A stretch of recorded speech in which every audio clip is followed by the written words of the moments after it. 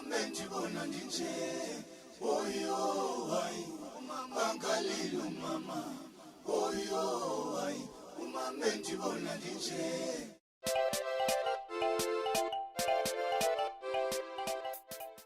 Ingena njalo kaloku lo nkosi yamadimoni ngubheleza bhubhe ngalolu suku lanamhlanje. Losingaphi? Saturday is the 30th of October 2021. Saturday ke lulolo suku esiye sidiza amahlebo lulolo suku. Sihlamahlongana phezulu imicimbi ethile, siyakhuthazana, siyafundisana, siyacebisana.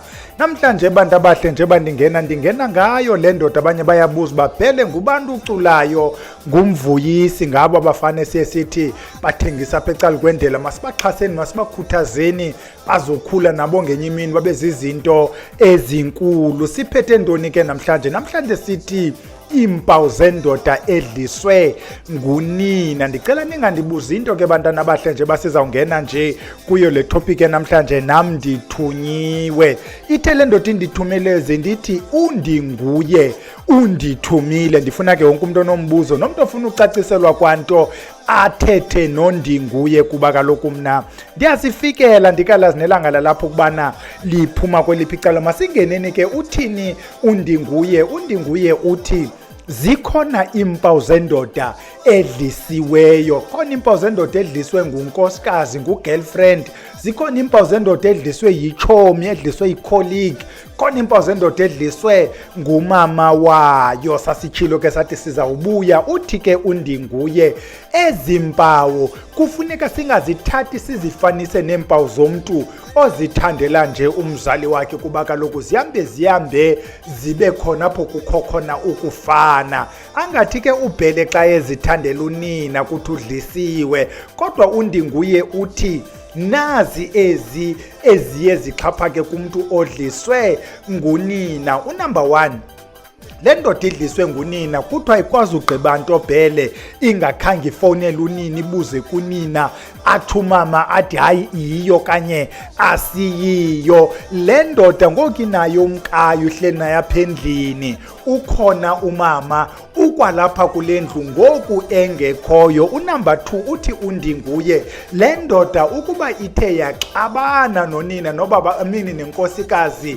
noba baxabanela ntoni, ithwala impumlo le ndoda inyuke iye kunina ukuba ukufutshane okanye imfowunele imchazele ezingxaki zakwayo, aphele ke ngokumama eyile nto ikhoyo kuwo lo mtshato, kuyo le relationship. Ithi indoda noba seyixolelene nonkosikazi kuloo nto bekuxatyanwa ngayo, kodwa ke ngoku kunzima ukuba ibuyele kunina ithi sixolelene nozala. Iphele ke ngoku le nto umama eyile constant ghost, this consistent shadow kuyo le marriage okanye yona le relationship le ndoda ekuyo. Undinguye uthi kunumber 3, imali iya kumama, ibhatala amatyala kamama angapheliyo. Namhlanje leli tyala izolo ibileliya awapheli la matyala. Le ndoda uthi mandithi undinguye ide incamele ukuba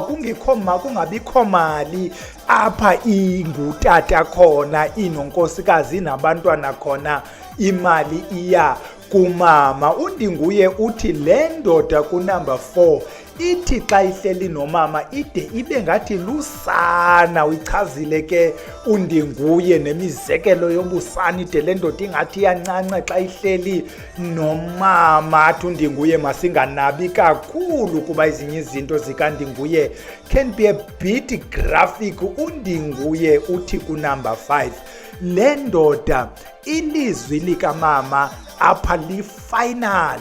Ukuba umama uthi into ethile mayingenziwa, ukuba uthi olu xande okanye le ndlu mayinga-extendwa, le khethini mayingathengwa, makungayiwa kulaa trip, mayingenziwa into ethile, elo lizwi likamama li-final. Utsho undinguye uthi le ndoda there's not a single day, single moment apho ikhe kuthiwe khange ivane nonina, iphikisene nonina, ixabene nonina. Undinguye athi kwa eli gama lithi Delunina lisuka kuyo le ndoda kuba kaloku lo mfana umfazi uthi xa edikiwe yile nto yokuba nesisithembu esingumama phakathi, abone lo sisi ukubana mandiyidlise le ndoda so that izomdela unina, faka ubheka mina usisi nezinye izinto ezifakwayo ngaba bantu bangosisi, kuba kaloku i-competition is very tough, is very hot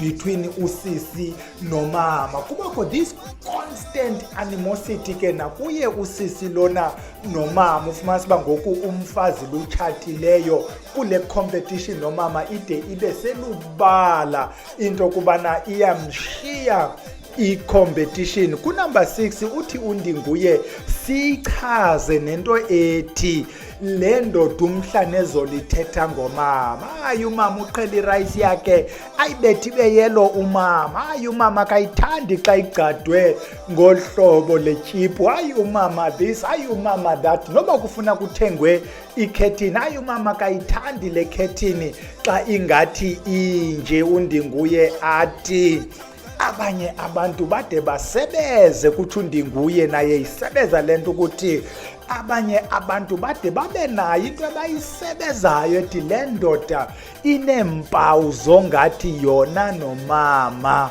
Uyayiva ke ngoku ndithi nqanda Ndinguye masingade singene kwezo zinjalo kuba kaloku sithi it appears. uNdinguye akathi injalo, uthi ide ibe ngathi umama nendoda yalasisi. Uyayiva ke ngoku lento. uNdinguye athi kumaxesha amaninzi umama lona ude abe nazo neempawu zokuthakatha ngokutsho kukasisi lo uhleli engunkosikazi kaBhele. Asithi lo mama uyathakatha kodwa uyanukwa kwezinye ikona, kuthiwa indlela le inyawo lakhe elingqisha ngayo ungade umnuke. Kutsho yena uNdinguye naye kule kona eyisebeza. Uyayibona ke ngoku lento xa kuphinde kube kwi-distance between utata lona nomama, uzawufumanisa uba utata lo akapheli kumama. Ide lento nayo ikhalise apha ekhaya ukuthi hayi kaloku Bhele ndiyayifuna laa me time nawe, andanoba iseyi-me time na xa injalo, ukuthi wena whenever you get a moment uyasishiya siyile ntsapho yakho uya kokwenu. Wakhalaza omnye umama uthi Bhele kutheni ngoku lento caba sizude sikwazi ukulakha eli sifana uba siyalakha ikhaya, kuba kaloku le ndoda yonke imali igqibela phaa. Le ndoda all the plans izenza nomama kwizinto zasekhaya, kodwa bakhona oosista bakhe utata lo, obrother bakhe utata lona, kodwa nguye ngoku lo ocaca uba kufuneka ahoye ikokwabo ngoku bekuthiwe. Uyabona ngoku sasifunga kwathiwa siyofa silahlane, kwathiwa uzawushiya umama ushiye utata uyozimanya naye lo sisi. Uyabuza ke umntu ebebuza uNdinguye uba Ndinguye akakwazi nalo tata akucaci uba uyathandwa ngunina, uyamthanda unina, ukuba azidemonstrate na ezi mpawu. uNdinguye uthi xa kungekho dliso phakathi irayithi loo nto, kodwa xa oluthando seluthando lwenziweyo ngezinto ezithile, noko ndinguNdinguye andisayibali ukuba lo mntu uyathandwa ngunina. Zininzi ke ezi zinto ke bantu abahle apho ngoku ufumanisa uba umama sengenelela kulo mtshato angamfuni lo, afune lo for unyana wakhe.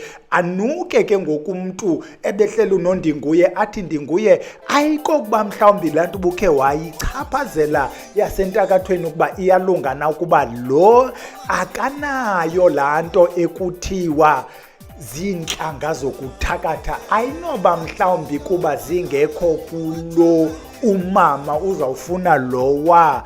Apho ifike ke ngoku ikhwinise ngokuthetha kwalo mntu uthetha noNdinguye xa esithi uzawufumanisa ukuba nalo ebekhona ebengafunwa ngulo mama yabona iphinde inuke lento kuba umama lo uye ahambe angafuni ukuba unyana wakhe kubekho ilokhwe secaleni kwakhe, kuba kaloku eyona lokhwe ayinqanda ndimke lutshoyo ndinqanda uNdinguye nale ndoda ancokola nayo. Ndithi masiqhube Ndinguye. uNdinguye athi kunumber 8 kwezinye ikona unoda ufumanise kubana utata lo would want to replicate okanye replicate lento iphayana ekhaya. Ukuba kukho ikhethini eblue makubekho ikhethini eblue, ukuba kukho umnyango yellow makubekho umnyango yanqanda omnye umuntu uba Ndinguye ayinohamba ide ngokufikelele kwinto yobana utata lo uyawude afaniselane nomama wakhe nalapha esinxibeni. Ndinqande